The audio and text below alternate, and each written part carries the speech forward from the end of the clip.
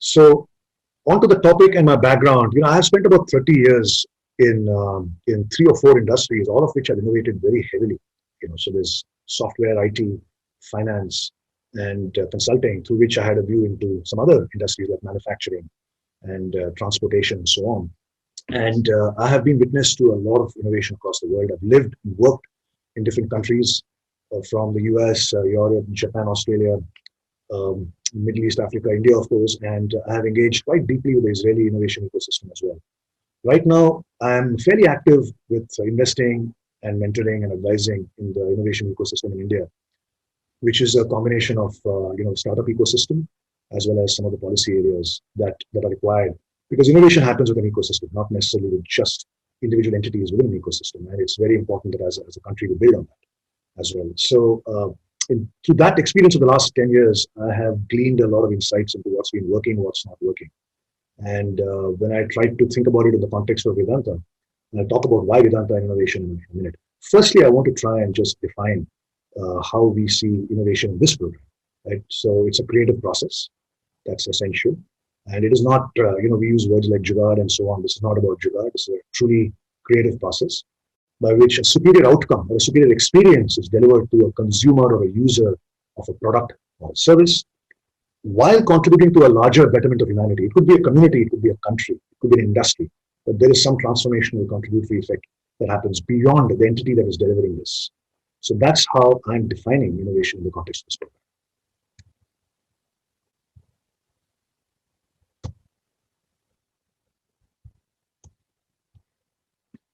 So Vedanta, an introductory slide on Vedanta. It represents the last part of our Vedas, Vedanta, as we say. There is the Samhitas, which is predominantly the mantras, the Brahmanas, the rituals. Aranyaka is highly focused on hermitage-related Brahmanas, more from a standpoint of later ashramas. Upanishads, which is more relevant to us today, is the philosophy, metaphysics, and the ethics, which is alive and vibrant and which provides a guide to humanity even today. There are 108 major Upanishads in number. 10 are considered to be even more important among those 108. Now, the vital thing to understand about Vedanta is an experience science. It's a science, it's experienced.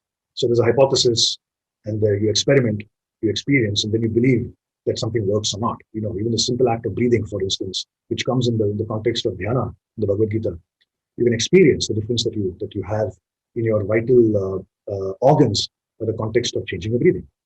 Vedanta has its own body of knowledge, its own taxonomy, its own vocabulary, its own ontology, and it's like approaching a very systematic, large body of knowledge. It's an ocean.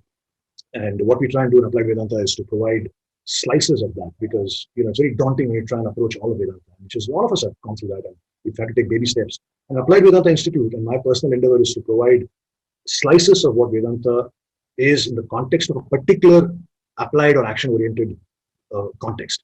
That helps one start the journey to learn more and more and dig deeper. Vedanta is a science of itself, its relationship with the universe. The Bhagavad Gita is the primary book that we access today. There are the Upanishads. There is, what we say, the Prashthanatraya. So you have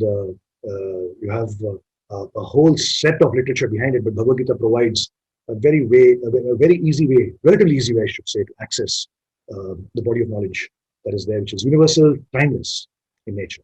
And what we learn as we learn Vedanta is that we preach what we practice. It's not, what we grow up learning as practice what you preach. So even when you practice, you experience, you're able to talk about it. And experience is something so vital that even Richard Feynman, as you know, a physicist, Nobel laureate, talks about, science teaching you this, that, and the other, but really it's experience that teaches us. Because when we learn, that knowledge is embedded and it sits with conviction in our minds. That only comes through experience. So there's a nice little chart I found of to social media. You may have all the knowledge, but to connect all the knowledge in a meaningful way is what experience is all about. Now, why Vedanta and innovation? Now, when you think about India as a civilization, firstly, we're a civilization state. Right? You think about a civilizational track record, continuous, incremental, evolving creativity, invention, innovation. It is truly awe-inspiring. And often we just take it for granted. We travel in the country, we observe a brilliant work of art, sculpture, there's music, there's dance. So you think about it, across science, maths, arts, music, humanities, economics, politics. I mean, we had democracy, thousands of years before. We had implemented democracy in our country, in Bharata. Governance, engineering, medicine, architecture. And of course, what is now becoming more popular is understanding the notion of well-being of people, and then consequently humanity, the universe. The ability to live in harmony with our environment is something that our civilization has understood and taught and practiced so brilliantly. In recent years, we've all grown up and we've seen India is reduced to a follower. We're no longer a leader. We've just found ourselves in a situation primarily where we talk about our skills, we talk about availability of skills, and we talk about cost. It's these three pillars that have essentially, conveyed the capacity of Indians to not only to ourselves but to the world as well.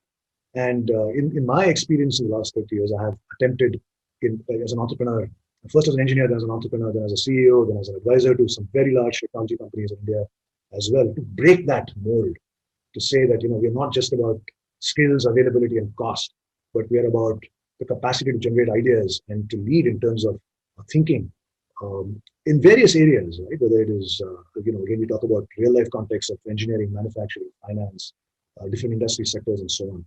And what I found is that 30 years ago, innovation didn't even figure in our minds. But today, especially with the new generation, I'm so encouraged to see that the younger entrepreneurs as well as scientists and researchers who we reached out to, by the way, in this program, because we really want to talk about how Vedanta can help people who want to innovate. And of course, CEOs are also waking up to the notion that innovation offers a lot more in terms of value to all of us, as opposed to operating the traditional linear levels of skills, availability, and cost.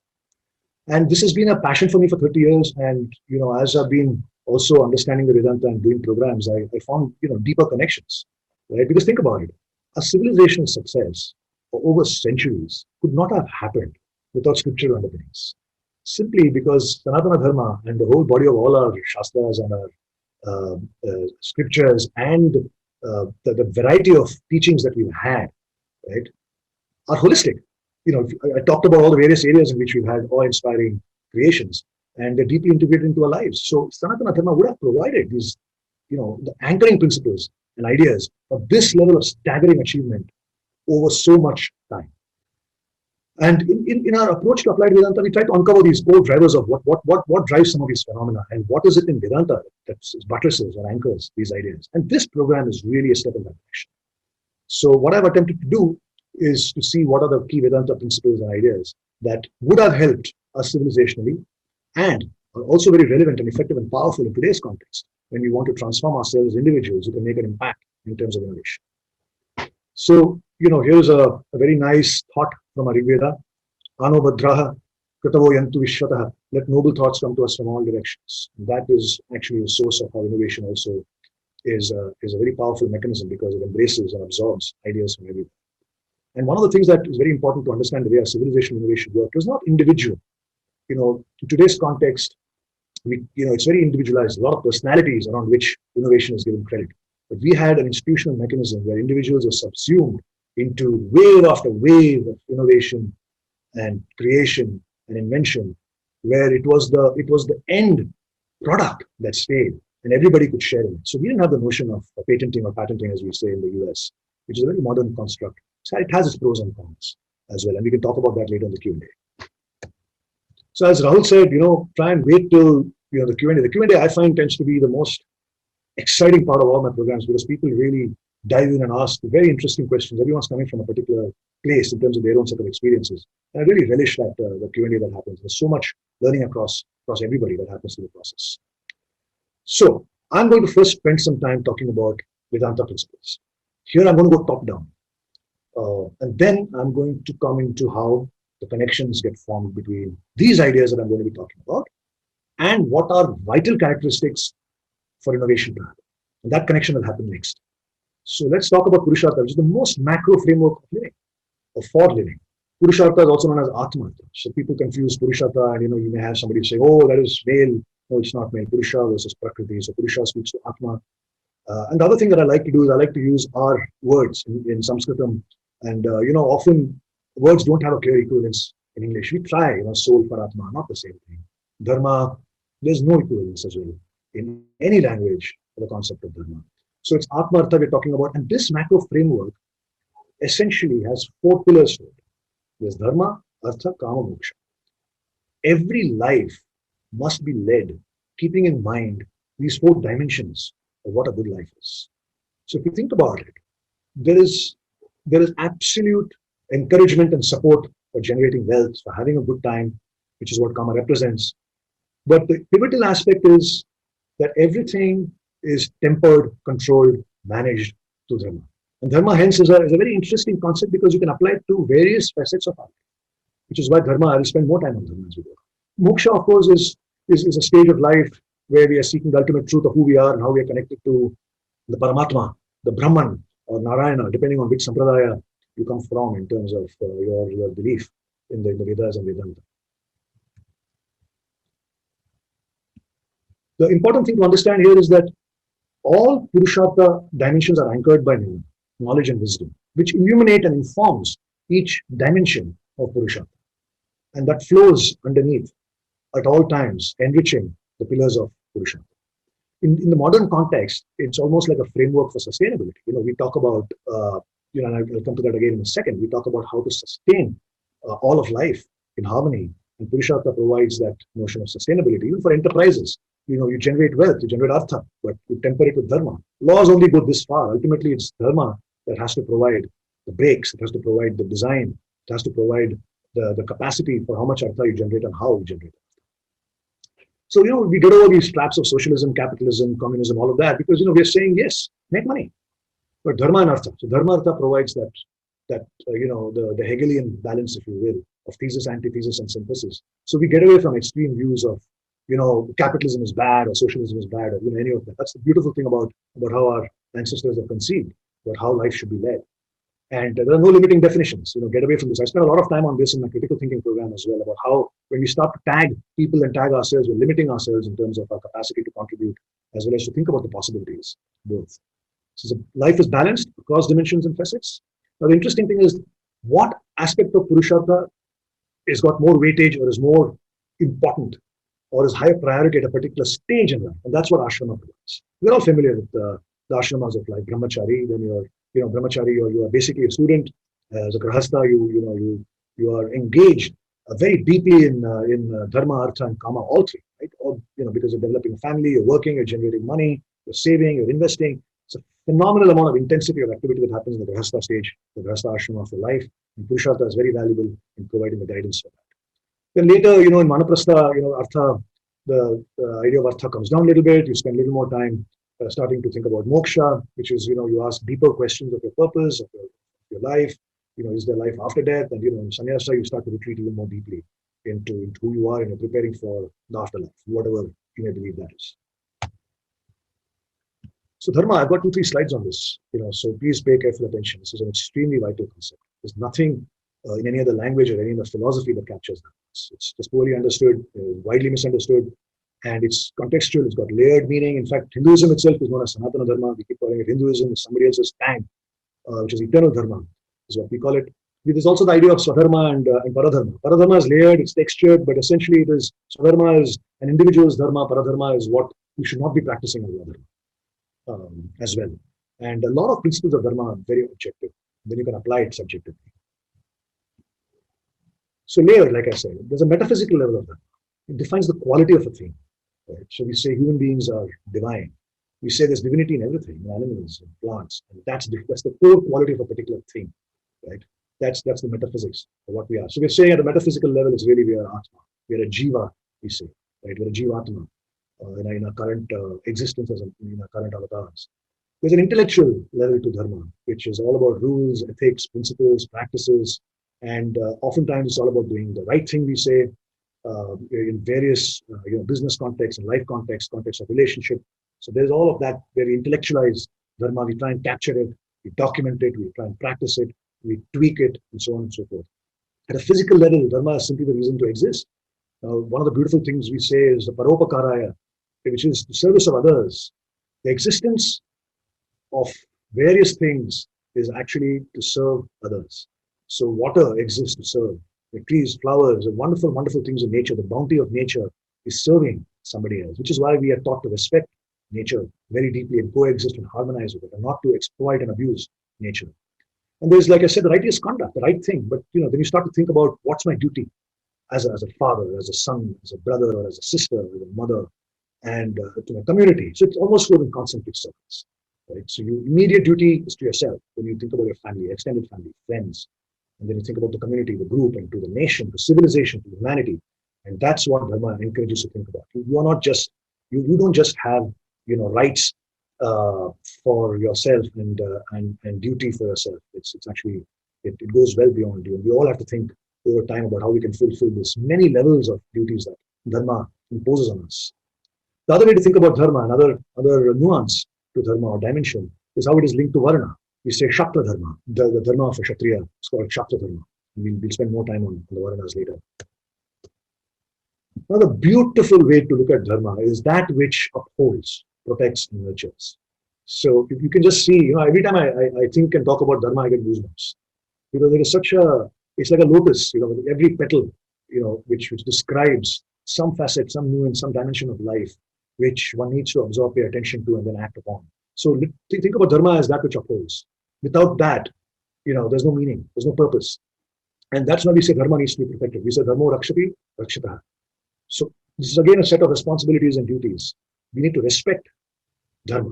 Because Dharma is what upholds all of humanity and all action in the world at large of humanity.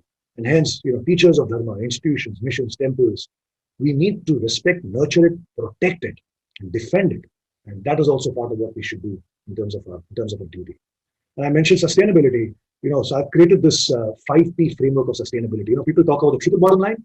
So our Sanatana Dharma allows you to go beyond that. There's profits, planet, people, which is the triple bottom line. There's a quadruple bottom line where people talk about purpose. There's also the notion of potential that I've described in the context of how Dharma can provide so many different dimensions, which actually takes the modern concept of sustainability, which is highly rooted in climate change, to multiple levels. Now, there's a notion of social sustainability. So environment, social, and governance, ESG. So, COVID has brought up this idea of social sustainability to a much larger level, where we need to think about healthcare, we need to think about the well-being of humanity.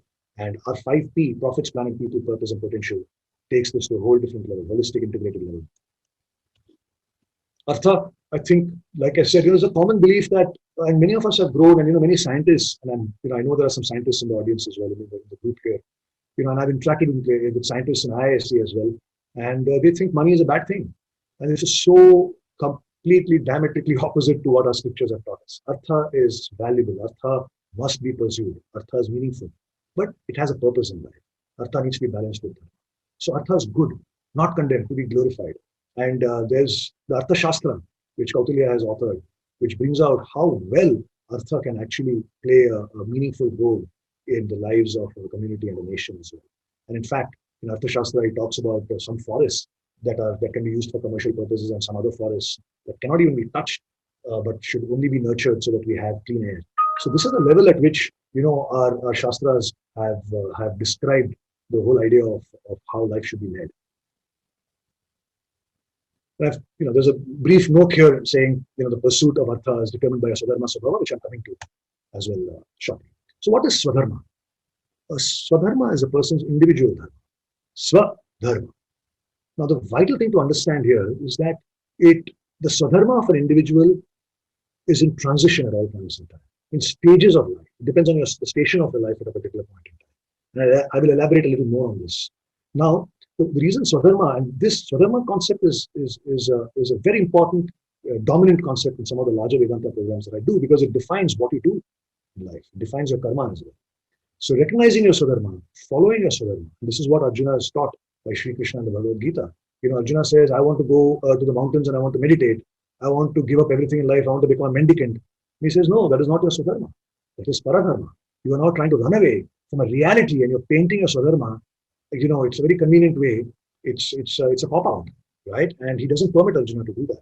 So he forces him to recognize his Swadharma. Once you recognize your Swadharma and you act in line with your Swadharma, you resolve a lot of the conflict that we all go through in terms of what we do in our lives. And this is one brilliant, insightful, powerful concept that somehow is missed out in modern day constructs. And there's a lot of toxicity and disharmony because of a lack of awareness that there's a Swadharma at an individual level, there has to be a Swadharma at an organization level. If you go to the appliedvedanta.org website, there's an article I've written about Swadharma of organizations as well. So please take a look at that. And we talk about how to connect Swadharma both at the firm level as well as at an individual level. So Swadharma is essentially derived from a Swabha. So you see how all this is connected. Just follow the thread here, right? So Swadharma is supported by your soul, which is your inherent personality, your temperament, your potential. You arrive in life with it. We talk about nature versus nurture. So Bhava represents nature. And that nature part is nurtured through what we say Swadhyaya and other environmental factors. The core attributes that you have in your Swabhava are essentially your gunas. And we'll talk about gunas in a minute, but essentially Swabhava drives your behavior. What drives you, the impetus for action or inaction, your desires, your hunger for achievement, the raw thoughts that you have, the quality of raw thoughts that you have, are all emanating because you're a Swabhava. That Swabhava is composed of gunas, and it includes extreme likes, dislikes, which are steeped in a tremendous amount of passion as well. And there's a lot of irrationality that comes into it, and that is generated. We'll talk about in your Antahkarana, we'll talk about that as well. So your Swabhava can be shaped through Swadhyaya. Swadhyaya, which is again dhyana within yourself. And there are practices for mananam, say shravanam, mananam, listen, absorb, and then go into deep introspection, which is what we call nididhyasana. So that's how you shape your Swabhava over time. Now, like I said, Swadharma, Swabhava, with station in life is Swadharma. Swabhava is a mix of gunas. Your gunas, essentially, there are three types of gunas. There's the Sato guna, Sattva, Rajo guna, Rajas, Tamo guna, Tamas. In its pure forms, Sattva is purity. In its essence, Rajas is passion, and Tamas is indolence or lack of energy. Right? All of us are composed of a mix of these three essential gunas. And you will see that our Swadharma and Swabhava are shaped by different compositions of this. So what happens is the more the Sattva, and this is very important to understand in the context of innovation, because when I talk about innovation, there is a whole idea that the capacity to innovate requires a vision that is beyond us. That really comes from Sattva. If all you're going to do is practice business and set up a firm to generate wealth for ourselves and our family, that's not innovation, right? And that doesn't come from Sattva. That comes more from Tamo and Rajoguna. So Sattva provides that phenomenal capacity to do stuff which can go well beyond you, because you're thinking beyond yourself. It's not self-centered. And Tamoguna, on the other hand, drives a lot of the indolence, the energy which is more focused on yourself. It is the bhokta energy to feed yourself and leads to karma that is highly self-centered. So this is very important to understand that, this mix of gunas and a Swabhava relate to your Swadharma, which in turn brings you out into your capacity to innovate, and then how you're able to achieve. We'll talk about that as we go down the path. So Shreyas and Preyas, the right thing to do. Shreyas is always the right thing to do. It's supported by the higher gunas. It's never the easy path. It's not a shortcut. It is no cop-outs allowed. At every interaction, every stage, you have to choose what is the right thing. And that is called Shreyas versus Preyas. So Antahkarana. Here we talk about our thinking apparatus. So what is behind? So when you have your gunas and you have your Swabhava, which is generating all this action in one direction versus the other, the quantum of action, the direction of action, and the thinking. Behind that is the thinking apparatus. So we have the brain, which is the hardware. We think about Antahkarana as a software stack, right? So there are four parts to Antahkarana. The Chitta, which is consciousness, a higher level of awareness through which you access the notion of Atma. But Chitta is also the stored memory of experiences and thoughts. But when you access Chitta, you can access a memory in a positive way, you can access a memory in a negative way. So Buddhi and Manas both can access your Chitta, or a bank of thoughts and experiences that are stored away, from childhood, early childhood. You had good, bad, ugly experiences.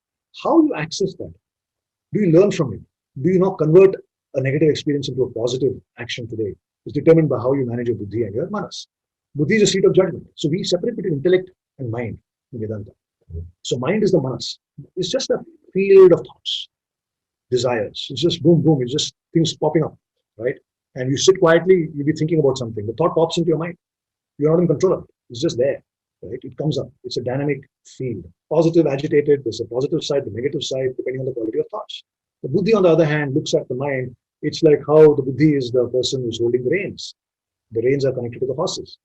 The horses are generating, the five senses are generating the impulse for the reins. And you can go anywhere. It's the horse, it's the charioteer who is holding the reins, which is the Buddhi. That's making sure that what is generated from the senses to the mind is directed and discriminated, managed and controlled and taken in the right direction for purposeful positive action. Then Ahankara, which is the fourth part of Antakarana is our sense. Again, people say Ankara is ego. There's positive and negative Ankara. I'm going to spend some time on that. It's very vital to understand Ankara in the context of innovation. The Ankara allows us to think of ourselves as unique, creative individuals. It allows us to tap into what our core capabilities are, even our Swabhava, our personalities, and that sense of identity of who we are, Ankara provides. But that same Ankara is also negative. It provides the negative side, which is where the ego comes in. Right? So it provides the unique creative urge, it provides the distinctive talent that we all have, allows you to recognize that, it drives a desire to display, to utilize your talent and to use your talent to its fullest, but it also has a negative effect, which is what has to be managed. So the negative side of Ahankara shows up as high Ahankara, and you start to become self-obsessed. If you notice, there are a lot of artists with talents who just be obsessing about their art. They don't give a damn about what's happening around them. Right? It's very high level of Ahankara that happens, but that's good in a way because they're able to really reach deep down into their talent, but there's also a negative side because they can actually do a lot of damage to the environment. And there's not just true of artists, it's true of other people as well. I just took artists as an example, which is easy to understand. So people with high Ahankara, you'll observe, and this is a wonderful learning experience to check your own Ahankara as well as people around you, right? People with high Ahankara, you'll be self-centered, self-obsessed, self-indulgent. They are pretentious. You don't see authenticity. They have an opinion about everything, whether they know anything about it or not. Their self-esteem is low, which is why they're constantly trying to put down other people, and they're also projecting themselves as higher. They compare themselves with other people. They worship celebrities because their self-esteem is low. You criticize them, they can't handle it. They can't accept mistakes. So there's so many characteristics we'll see. You can flatter them very easily. Now, this is a very dangerous characteristic among a lot of CEOs and entrepreneurs who are part of this program. Beware flattery, because it's feeding into your negative Ahankara. And they don't learn enough from others because they're just so, caught up with their own views and their own capabilities that they don't pay attention to the outside signals that are coming into them. They take credit, they won't give credit. They can't say, I don't know. They can't say sorry. There are people with very high Ahankara. They put down other people's opinions, right? People tend to be insecure as well. And these are all characteristics which you should observe with yourself as well as with other people, because you are operating in a world where you're getting stuff done with groups and teams. You should be able to recognize this dynamic when you see it. On the other hand, if you control your negative Ahankara and you allow your positive Ahankara to flourish, and you watch and keep your Ahankara in check, you'll be concerned about not just yourself, but the world at large. You'll be an authentic person. You'll not be projecting, fake personas, trying to be somebody else because you have low self-esteem. Right? You will not be dominated by other people. You'll have a strong sense of independence. You'll have a spine, right? You'll have a sense of boldness, which is extremely vital when you come to innovation again. We'll talk about that. You'll listen, you'll be empathetic, active listening to really learn from other people. Your approach will be transparent as well. You're not constantly trying to hide your weaknesses because you're open. You share credit easily, you'll ask questions, without fear. In fact, with my kids growing up, when I would go for the PTMs, the only thing I would ask the teacher is, I don't want to know what you think about my child. The first thing you tell me is my child asking questions. Because if a child is not taught to ask questions and learn and to be open about understanding what they don't know and know, then they're not getting nurtured. So it's, be fearless about asking questions and say you don't know and learn. Accepting criticism, accepting mistakes, taking responsibility for their actions and not trying to pass the buck, not trying to, find scapegoats. These are all characteristics of low Ahankara, where they ultimately they step back and they see things as they are. They're not projecting their personality. So in the pursuit of truth, whether it's critical thinking or in terms of understanding how you manage innovation in an endeavor in an institutional manner, understanding how Ahankara works is vital. And the impact on innovation capacity is very positive for the low Ahankara. So now we come to one of the most controversial topics in Sanatana Dharma, and people talk about the caste system. Well, we don't have a word called caste at all. So I want to blow this nonsensical myth once and for all. The word caste doesn't exist in our vocabulary, in our civilization, in our Vedas, and our Vedanta. We have varnas, we have jatis. Right? Jati is not relevant to this discussion. The caste word was a word from a Portuguese word, and it really came into being when we were colonized. So as people who belong to a civilization that is ancient, that is inclusive, take pride in this, understand this, don't let people talk about caste as something inherent to our scriptures and to our culture. It is not. We understand varnas. And varna is essentially the notion of Brahman. You're not, it's not based on birth, but based on your swabha, right? So when you talk about a Brahmana or a Brahmin, the dominant guna is sattva. Anybody, any individual, wherever they come from, if their dominant guna is sattva, with the next level of dominance being rajas, passion. Sattva guna is the pure guna, the guna that is all about giving, sharing. It's about deep thinking. It's not about greed. It's not about fear. It's disconnected from some of the baser gunas. That individual is a Brahmin. Kshatriya, this is again the most vital varna for innovation, is the Kshatriya varna. The dominant guna in a Kshatriya is Rajas, passion. But the passion is blended with the Sato guna because the passion leads to action that goes beyond yourself, which is why, when you look at it traditionally, kings, had to have Shastra Dharma and the gunas, which allowed them to think about their empires and their people. You cannot be a leader if you only think about yourself. So the passion is channeled into the larger good. That's what Kshatriyas have. They have the strength, they have the boldness, they have the capacity to take risks, and they have the capacity to lead. And the dominant guna is the Rajoguna. The Vaishya is again a mix of Rajoguna, Tamas. Everybody, like I said, has some element of Satoguna as well. It's just the dominant themes that we're talking about. The Vaishya is a person who tends to focus more on making money for the sake of making money. So you can tell businessmen, there are some businessmen who just keep accumulating wealth and generating cash. They don't worry too much about their impact on the rest of the world. They're not trying to, change or transform or contribute to something way beyond their generation of wealth.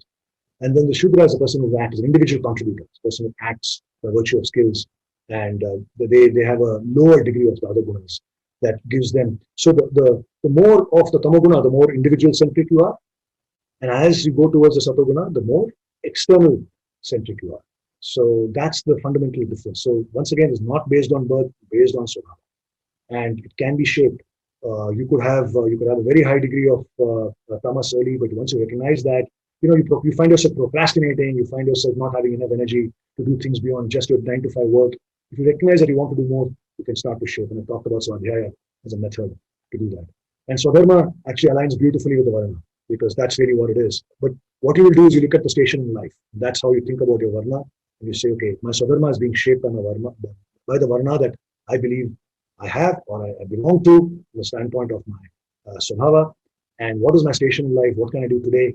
Is how you then follow your Swadharma. So to that extent, I like to think about it as Swadharma as a vector. It gives you direction in terms of action. Varna as a scalar, it tells you the characteristics that you're composed of. And so, when I talk about stages in life, Arjuna is a Kshatriya, but, Swadharma at one stage in life is to be a warrior. Another stage in life is to lead in battle. At one time he was an individual warrior. At one point he led in the battle. Third point, he has to think about running an empire. He has to be a king. He has to fight for dharma. So, and that stage of life or station of life determined his Kshatriya Varna and what his Swadharma was. So this gives you an example of how you think about the scalar and the vector. So when you align modern professions with Varnas, you see that Brahmins tend to gravitate towards being academics, scientists, advisors, the natural givers. They're not really working, they don't really care about the material side per se. But it's wrong that if a Brahmin decides to say, I will not do something because it's generating wealth, that's wrong. And which I talked about earlier. A Brahmin must understand that generating wealth with dharma as a filter is actually very good. So in the modern context, we see Kshatriyas are leaders, CEOs, politicians. Well, politicians are supposed to be Kshatriyas, we're supposed to be leaders, but we don't necessarily see a lot of them that way. So you see defense leadership. Now I talk about business people who are either Kshatriyas or Vaishyas, right? It's the innovative entrepreneurs, risk-taking entrepreneurs that essentially have the Kshatriya Varna or the Swabhava of a Kshatriya. That's when they can actually play that role. They are achievers of the vision for others. It's not just about building a business that generates 20% net margin every year. And that's the difference that we can see between how different types of businessmen who are rooted to different varnas behave. So Shudras, like I said, are highly focused on what they do. And that's the be all and end all of their career choices, or work choices. Now, karma is another phenomenally powerful concept. Everybody uses the word karma. It's his karma. It's this, if karma comes back and bites you, people just use it in a very simple one-dimensional way. Karma is extremely deep, multiple dimensions like dharma. First thing you have to understand is sakama karma is selfish action for yourself. Sa kama karma. Nishkama karma is selfless action. And we are all endeavoring to do more and more nishkama karma in the context of our gunas. Then our day-to-day activities, there is a mix of Nyata, Karta, and Bhokta, right? So Nyata is the learning side. Either we are learning, we are acting, or we are consuming. You have to manage the proportions. If you want to achieve, you have to do a lot more Nyata and Karta. If you do too much Nyata, then all you're doing is learning. You're not applying it. What's the point? You don't get ahead. It's great if you're doing more Nyata as a Brahmana, but if you're an entrepreneur, if you're an innovator, you have to translate Nyata into Karta very rapidly and in a very productive, efficient way. So it's important to understand how we manage the proportions of our actions on a day-to-day basis. Now, there are three types of Shaktis that are vital when we think about any endeavor. If you're leading an endeavor, a research lab, an organization, a venture, There's the Ichha Shakti, which is your will, your desire, you want to do something. And that comes into your determination. There's a Jnana Shakti, which is the knowledge, which is the power of knowledge that has to come in. You cannot have an endeavor that is adding value or creating value if there's no knowledge that powers that determination of Ichha. And that doesn't deliver any output if there's no Kriya Shakti, which is the action which actually creates the output and that provides the feedback to what is happening. All three Shaktis are very, very important to achieve any endeavor. Now, there is another aspect to achieving endeavors, which is, we say Prayatnam Kalam Deva. So, Prayatnam is your effort. Kalam is the time. Often you have to be patient. You have to allow things to unfold.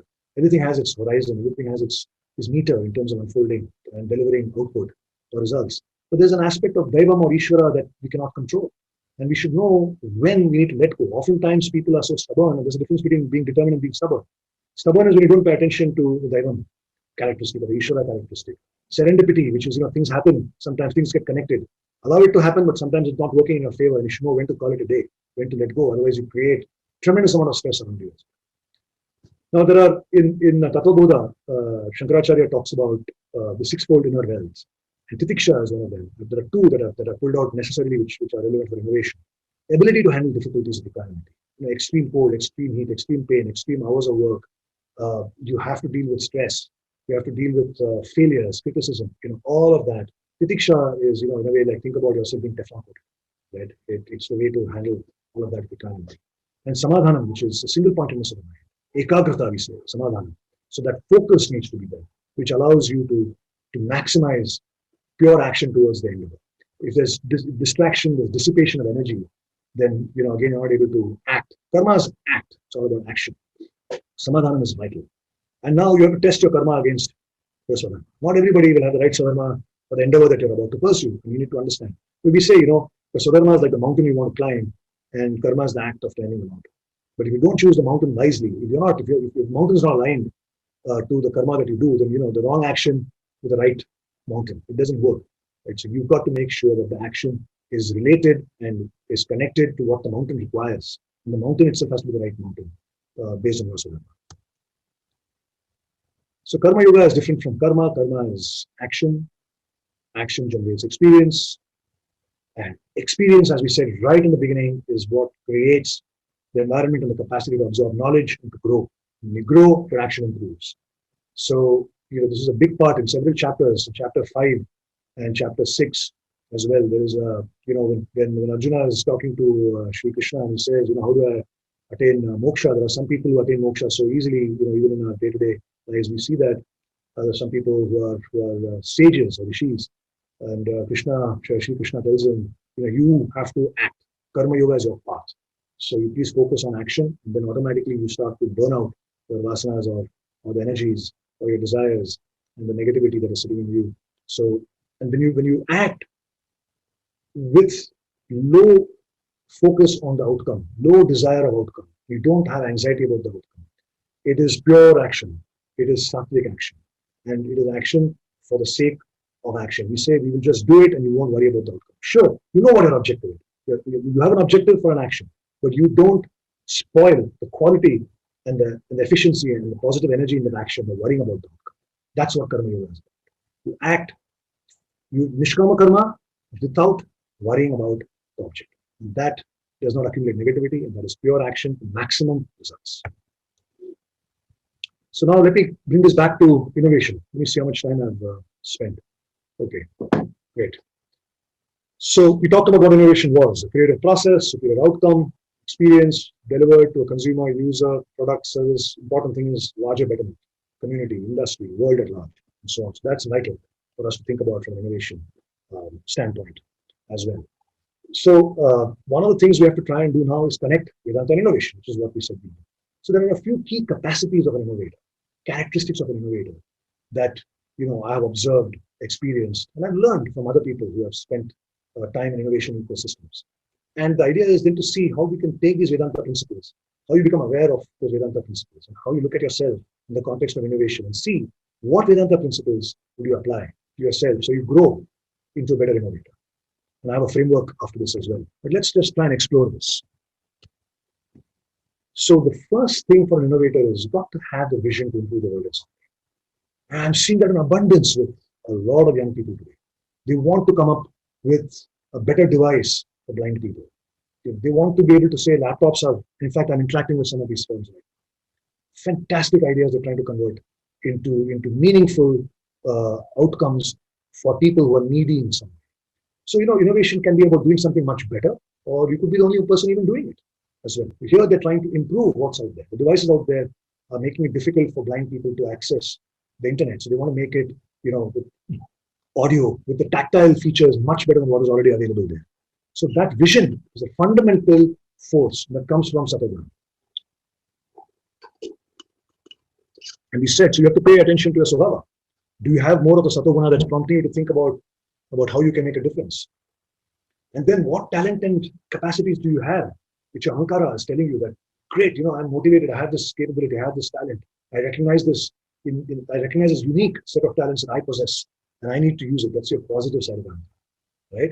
And Nishkama Karma is an action which is outward. And without this coming into play, there is no concept of innovation. Then it is, just trying to do something better, call it Jugaad or whatever, it doesn't matter. Then think about it. You're a scientist, you're an engineer, or even this team that wanted to come up with a better device to overlay over a laptop so blind people can engage with the internet better. Now that wonderful innovation that they came up with, the idea they came up with, and their intent is lost if there's no leadership caliber in that group that says, how can I now build this to scale? How can we institutionalize this? That requires taking risks, that requires going out there, raising capital, putting your money to work, consuming your savings, and all of that. So you're putting skin in the game, you're taking risk. This requires boldness. A lot of people shy away from innovation because they lack boldness. And Swami Vivekananda used to keep saying that Indians don't lack intelligence. We have that in spades, which is why we go all over the world and we're contributing to great innovations. But how often do we lead?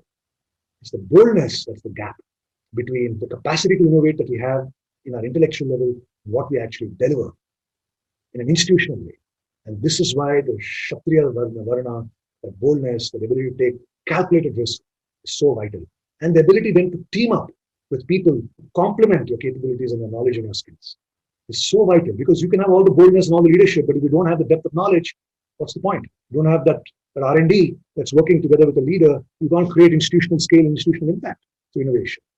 So Shatra Dharma I talked about, being Kshatriya, and then the act of being able to be a karma yogi over time, to think about action that is sustained once you made your choice, and where you're continuously focused on not getting anxious about whether you're going to reach this outcome in 6 months or 1 year, but you're sustained because you're being highly motivated by the potential outcome of good that comes out of this.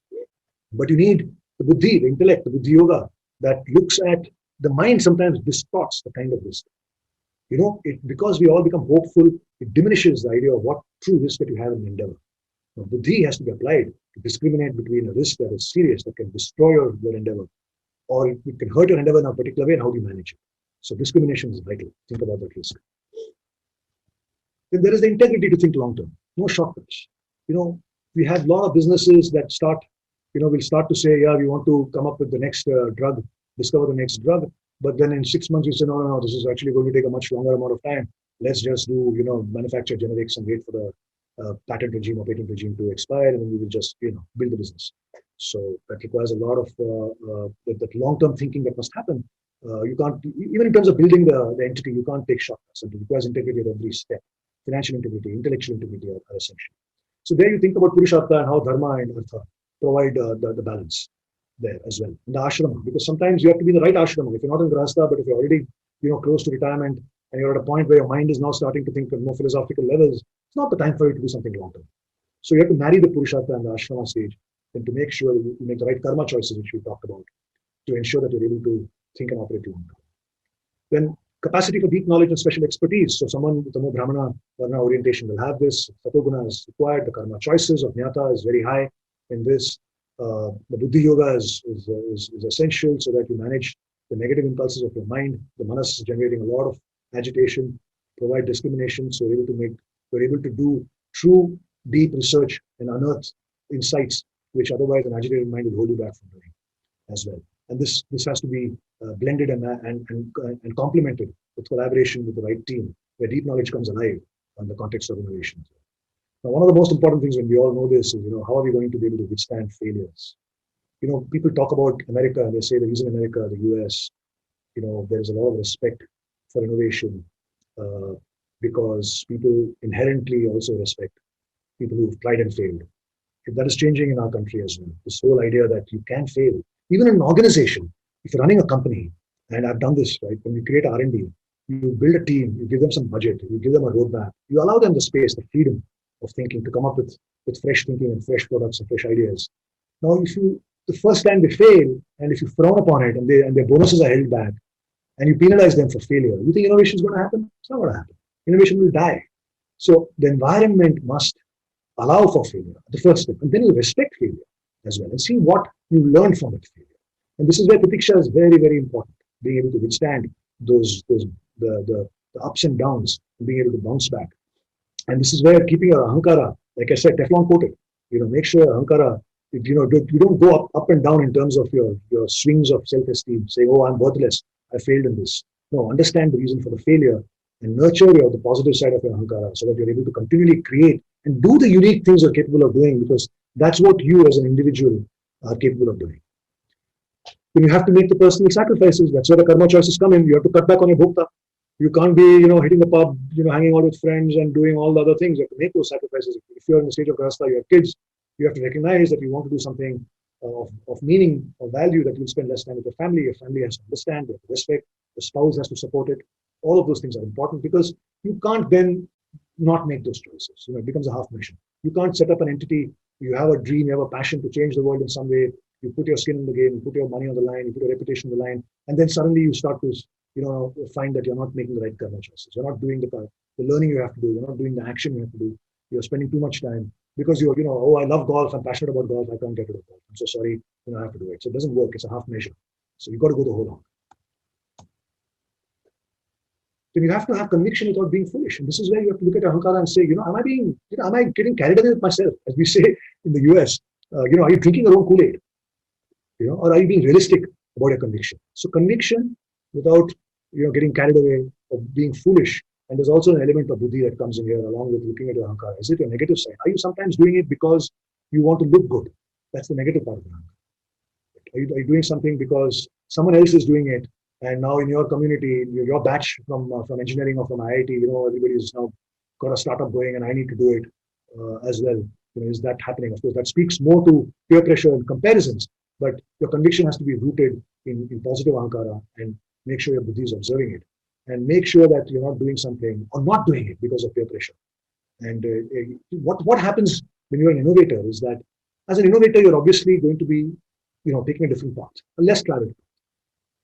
If you make choices that were easy, you could be in an MNC or in a corporation making easy money, relatively easy money, not taking that much risk, you're happy in a job and so on. So sometimes what happens is when you take the harder path and you make the sacrifices, you look and you start to compare with how someone else has got this better car and you've not got it. So elevate your thinking. So ahankara works where you're elevating your thinking about yourself to a higher level, no comparisons. You are trying to do something which is related to your swadharma. You want to fulfill the capacity that you've got, the potential you've got, and raise the game. Do not get into petty comparisons and peer pressure. The mind will keep on throwing this thing, jealousy, envy, comparisons. That's the negative part of your mind. Use your buddhi, control it, and be single-pointed. Samadhanam is what the Vedanta teaches us, be single-pointed, ekagrata, when you do that. Now, one of the most critical things that has been missing in India, which we are seeing change, is a meritocratic culture. We are coming from a very feudal society with very deep feudal culture where we all just take instructions, we say yes sir, and you cannot as an entrepreneur, as a CEO, as someone who wants to generate game-changing, industry-changing, world-changing innovation, you can't have a feudal culture. You need to have people disagreeing with you. You need to have a meritocratic culture, which means you have to control your ahankara. You make sure the positive ahankara is out there. You need to understand what is the swadharma of your team. Respect everybody who's contributing. Just because you are the CEO or the founder doesn't put you in some great pedestal, because you're also playing a role, you're playing a function, and other people are playing a vital function. So respect the creator of the IP, respect the people who are actually providing the juice and helping you fire the engines of innovation as well. So meritocratic culture, innovation dies in feudal cultures. And I have, in India, the marvelous example of successful innovation has got a deep meritocratic culture, which is ISRO. ISRO, I have observed this. wonderful, and the Israel Defense Forces (IDF). If you look at two countries and you look at how two ecosystems of great innovation, along with other things we talked about, they're highly meritocratic as well. And learn, grow from mistakes and missteps. This is where I talked about how your manager, negative ahankara, have a sense of self-esteem which is not subject to mild pinpricks. Learn to absorb it and grow with it. Remember, they're always growing. Learn to say I don't know. Learn to say sorry when mistakes happen. Embrace those things. There was a joke which I just got on WhatsApp where this husband tells his wife, "Why don't you learn to embrace your mistakes?" And she promptly gives him a hug. So that's in a very simple way how you can think about mistakes. But Karma Yoga helps you overcome all of this because you are now acting in consonance with the Swadharma, with the higher purpose that you set yourself. And the other important thing, which is constantly floating below the surface, is money. So, you see someone like Elon Musk, who's an innovator. He takes the entire capital that he's generated after selling PayPal, and I think he had one more exit, and he plonks that $150 million or whatever in electric cars and in going to Mars. What his big dream is all about. Right? So understand the power and value of money in a way that it can really fire innovation. Don't think about money as only fulfilling a lot of your other objectives. Think about the fact that money has to be made, but it has a higher purpose. It has to be put to purpose. Now everybody can't be an Elon Musk, but there are ways to do that in a careful way as well. So dharma artha balance is vital to use money effectively and to make sure that money is working towards innovation. Otherwise, the business just becomes like any other cash flow money generating business. But if you respect money sufficiently in terms of what money can do for the change that you want to create, you unlock other dimensions of artha. So I try to simplify this in a formula that you can kind of take away. So impact, with some poetic license and some creator's license. So identifying with your positive ankara to bring out your unique creativity, managing the manas, making sure the positive aspects of your mind is unleashed, ensure the positive or the negative. Remember the Purushartha framework at all times, dharma, artha, balance. Agama must be respected. Don't try and do what is aligned with your swadharma, your swabhava, and your gunas at the wrong time of your life. Respect ashrama. Make sure that you're in consonance with your existence within the family and the community, and ensure karma yoga, because that is what will give you the highest productivity of execution, is if you operate like a karma yogi. The day-to-day aspects of greed and fear and uncertainty will be dealt with when you function like a karma yogi. And titiksha is a nice Teflon coating which helps you overcome day-to-day challenges. You ride the tough, ride the rough, and you come out stronger and successful. And it's my hope and endeavor that this impact formula will help you deliver impact. It's tongue-in-cheek. So, but a lot of programs I do, people want a framework or a formula to take away, so I try and condense. In the critical thinking program, the framework or the formula I've got is Vidya, so which is aligned with critical thinking, and that has helped people figure out how they start to develop their capacity for improved critical thinking. Likewise, the impact formula, I'm hoping, will help you develop your capacity to be a better and better innovator. Thank you very much for this session. Now, before we move on to the Q&A, I will share the Zoom link. Will also enable the chat here on YouTube. Before that, I would just like to take 2 minutes to talk about a program on Bhagavad Gita here on YouTube. Those who wish to join can join. I will also share the Gateway to the Gita program link. So we are starting tomorrow. It's an excellent way to go through all the 18 chapters of Bhagavad Gita before Diwali this year. It's an excellent chance for those who wish to go through Bhagavad Gita entirely. Both the links are available here on YouTube chat. Now, coming to the question, feel free to join the Zoom call. Those who have joined the Zoom call, feel free to raise your hand. I will unmute one by one and you can ask queries. I see a few participants in the Zoom call. If you have any questions, you can raise hand, or there is a raise hand button. You can go one by one.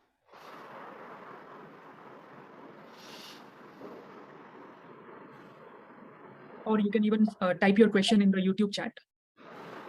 Deepika ji is asking, is there a directive in Vedanta to have the right perspective, or no, that my perspective towards life are right? It is less, well, the Bhagavad Gita starts off with the word dharma, dharma kshetre, kurukshetre, and ends with the word mama. So if you think about the Bhagavad Gita as a condensed, comprehensive version of Vedanta, and it captures the bulk of our Upanishadic ideas, it is primarily about dharma and rasodharma.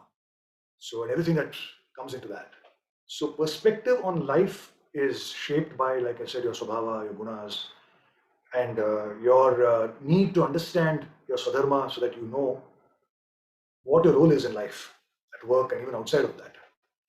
The fundamental issue is we don't know who we are and what is our core persona and what are we supposed to do with our core persona. So these are all fundamental ideas, and once you have clarity about what your swadharma is, then that will allow you to look at things in a manner that is contextual to what your swadharma is. It's not random perspectives. How Vedanta philosophy is relevant in today's scenario, that, in many ways, right? This is one aspect where the philosophy, which covers metaphysics, which covers ethics, which covers value systems, which covers ontology or the sense of who you are. It brings in all these ideas, and Yoga Shastra is designed to make it relevant for your current material existence. So that's where the relevance is. So the other 5 inner wells, to be honest, I have to look it up. I cannot recall it offhand. So let me try and pull it out during the course of this Q&A.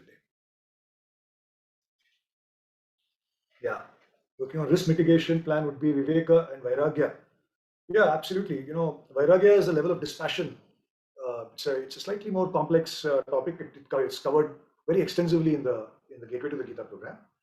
But Vairagya, the level of dispassion. So I've covered that in the concept of Buddhi Yoga, which brings in the necessary Vairagya to allow you to think in a way that manages the confusion and dissonance of your Ahankara and your Manas, both. So absolutely, Vairagya is helpful. Viveka is essentially, that ability to discriminate with a lot of clarity, the ability to see things with a lot of clarity. And again, Buddhi Yoga is the path for that as well. So yeah, you are right. I think Sulakshana ji has raised her hand. Maybe I will. Yeah, somebody has answered the Sama, Dhamma, Titiksha, Uparati, Shraddha, and Samadhan. I think I talked about Samadhan and Titiksha in the program. Someone has mentioned the others. Wonderful. Thank you, Bhushan ji. Sulakshana ji, if you wish to ask any questions, you can unmute and ask. Yeah. What is the difference between social entrepreneurship and business leadership in terms of Vedanta innovation concept? So that's a good question from an applied Vedanta concept. Both of them need clarity of mission, and I distinguish between business leadership that can have, or that desires an impact beyond the business, or that fundamentally believes the business itself can be impactful if governed in a particular way, and if the swadharma of the business itself can speak to some degree of impact, which is environmental, social, or governance, or purpose, or potential, as I call those 5 pillars. Social entrepreneurship tends to focus on a particular dimension. It has impact baked into its business model as well. So yeah, business leadership can or may not be social entrepreneurship. It's a choice. Hello. So, yeah. Yes. Sir, pranam. Namaste, pranam. I am Sulakshan Sharma. Sir, today you find that the young people, they keep on hopping from one to the other corporate world just to earn money. Wherever much more money is available, they just go there. Do you agree with me that more such lectures, if delivered at the age of about 25, 26 of the people around, that will help the country and the people to get focused to one particular thing and apply all the 4, what you spoke about, dharma, arth, kam, yeah, at the very young level, and they can carry the culture further? The short answer is 100%, Sulakshan ji, 100%, which is why I said Bhagavad Gita and Vedanta is foundational knowledge. There is a misconception that you need to access the Bhagavad Gita when you retire.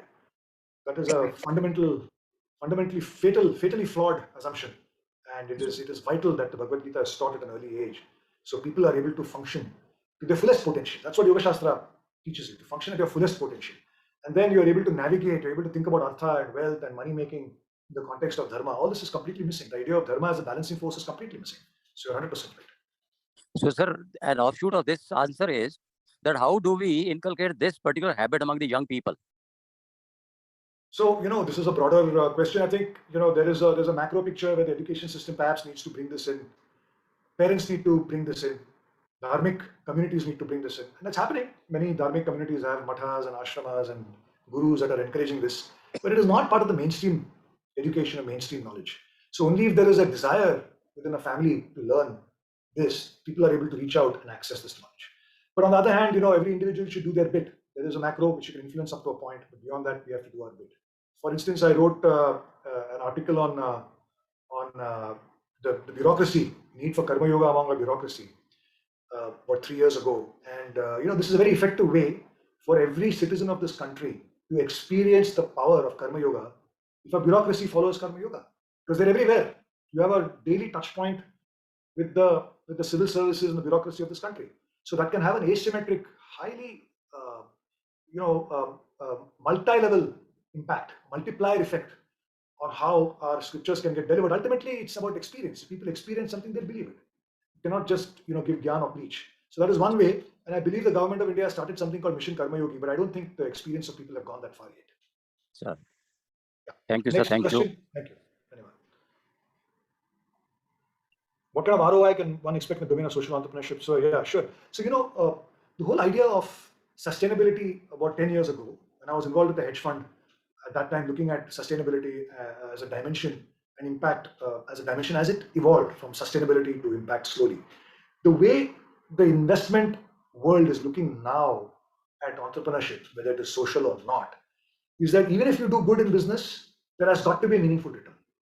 This concept of pure NGOs where people are donating money, we have seen there have been dozens of NGO scams, right? So I think many people who are allocating capital, investing in enterprises, have realized that you cannot have disciplined execution towards a mission if you don't have a business discipline brought in, which ensures that there is very powerful governance that delivers returns, whatever is the capital that is deployed. So I think many people are willing to sacrifice a certain amount of return if there's a social dimension which is very significant. So instead of say a 25% IRR that a private equity fund would expect from a business, maybe they'll be willing to accept 20%. So that could be that there's a willingness to give away some of the return so long as the impact is made. But even that is tightening with time. So it's getting to be more and more, it doesn't matter. We expect you anyway to make an impact which is positive in terms of the environment. When I say the environment means, it could be social, it could be environmental or whatever. And, you have to, in fact, the belief is that the more impact oriented you are, the better will be the returns. So it's moving from willing to sacrifice returns to we expect better returns if the particular enterprise is following very powerful principles, dharmic principles, the way I like to think about it, which goes beyond ESG.